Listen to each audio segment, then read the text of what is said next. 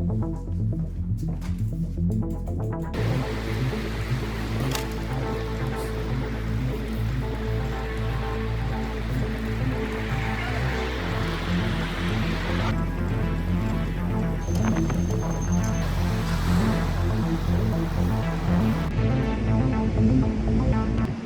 guys, welcome back to the channel. Today we're covering a quick video. This is on a building that you might have seen in Newcastle city centre. It's quite central, but a lot of people just walk straight past it. Yeah, the only way to describe it is something you'd miss. You'd probably walk down the street several times and you've not actually seen this at all. There's been a recent announcement that this building is now due for demolition, so I thought whilst it's still standing, I'll go around, check it out, and sort of just make a visual record of this and sort of record this building in its state it is before it gets demolished. So the building is the DEX garage within, I guess it's Blackett Street, Newcastle. This is the first multi-storey car park in the north. This is now set to be demolished as part of sort of the regeneration in the Pilgrim Street area. I'll probably make a video covering the whole of the regeneration of the Pilgrim Street area because it's such a large area that's being sort of regenerated in the city, mostly through private investment.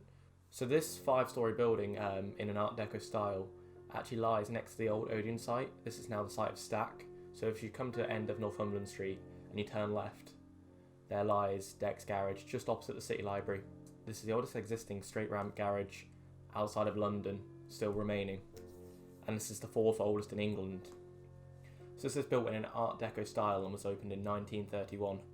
And this was the first purpose-built multi-storey car park in the north.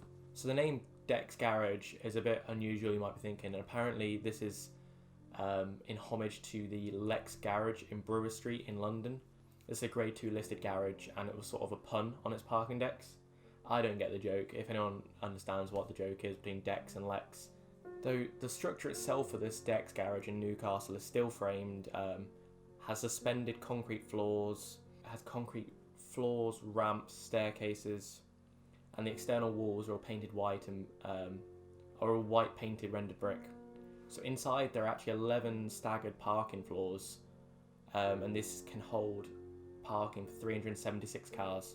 So in 1934 there were actually plans announced to expand this car park and make it a lot larger than it already was.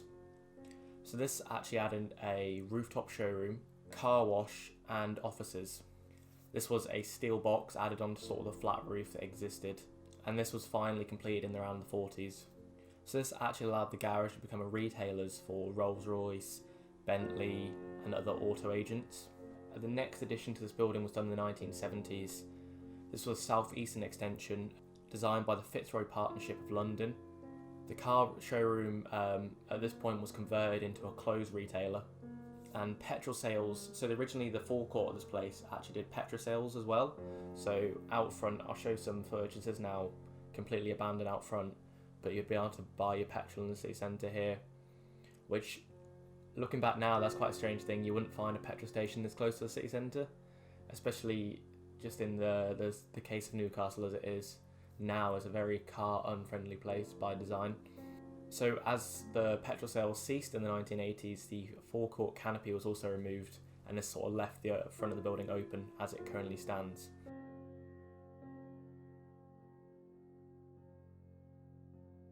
Another interesting fact to note is that there were turntables on each floor up until 2007, which sort of helped turn the cars, but after 2007 these were removed. In terms of who owns the car park, I believe some other parking company owned it previous to 2017, who then closed it for a few months, and then Britannia Parking, who currently run and own this place, or run it, I don't know if they fully own it as well. The Britannia said it was offering the cheapest day rates for parking in the city, which would hope so if you see the state of this place is in now. People are still parking their cars in there. I believe it's fairly safe in that, but just the derelict state of this place makes you think you won't want to park here.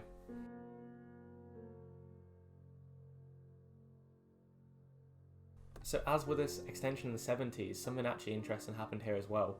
So this is a lovely brutalist extension that extends down sort of John Dobson Street. And the ground floor of this has actually been converted into a single-storey nightclub called Buzz.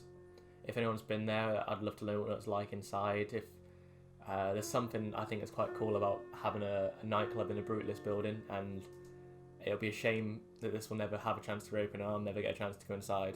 So the car park, as well as this former Buzz nightclub, are now going to get demolished. I'm not sure when, but it's sort of in the process of going through. And this is a new scheme being brought forward by Terrace Properties. This is on the behalf of the millionaire Reuben Brothers, which apparently own the majority of this Pilgrim Street regeneration area. This will see a £200 million regeneration of Pilgrim Street with new bars, restaurants, offices, shops and apartments. It's quite interesting to see this. I saw an article again by the Chronicle stating this would massively impact Eldon Square and its sort of ability to survive, which is really interesting coming back of this sort of COVID pandemic and the impact that's already happened to Eldon Square. So I think building a whole new retail outlet would just destroy what is existing of Eldon Square. So the car park actually was denied listed status by English Heritage, who could have protected the structure from being demolished. This was due to the fact that earlier examples of multi-storey car parks existed. Principal elevation, so the elevation fronting Blackett Street, really lacks distinction. The building has also undergone a number of changes, as you can see through its rooftop extension and its rear southeastern extension of the brutalist design that apparently undermine its sort of integrity as a Art Deco building.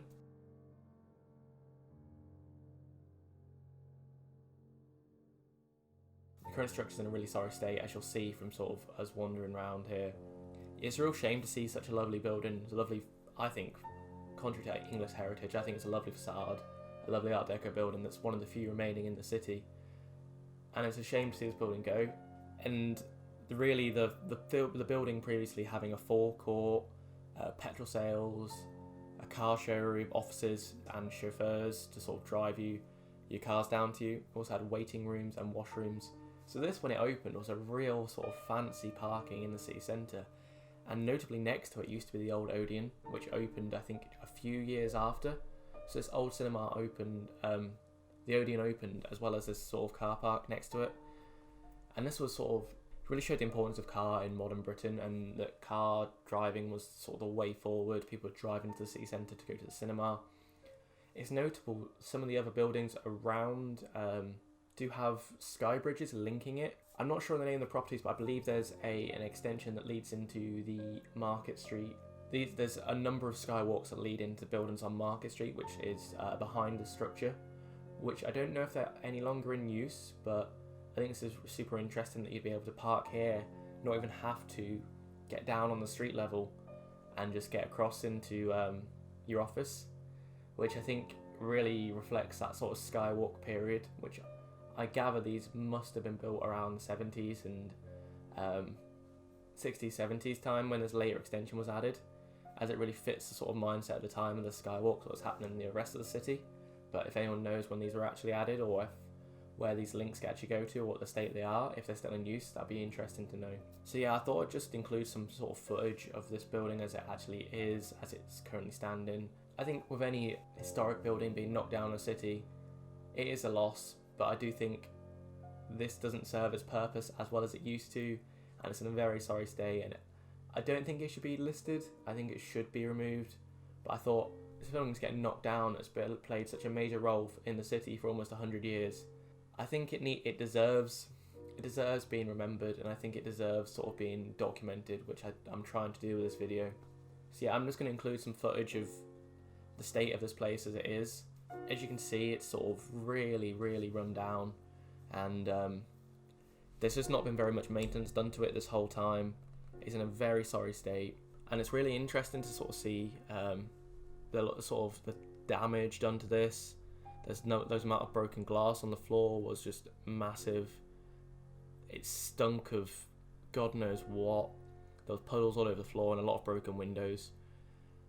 And you could imagine this place in its heyday. You can imagine this when this was sort of the place to park in the city centre and sort of the main way to drive into town, and sort of the lifestyle that I would have had. Could you imagine driving across the newly created Tyne Bridge, up Pilgrim Street and then straight into the city centre and parking and going to the cinema? And that would have been a really sort of fancy affair.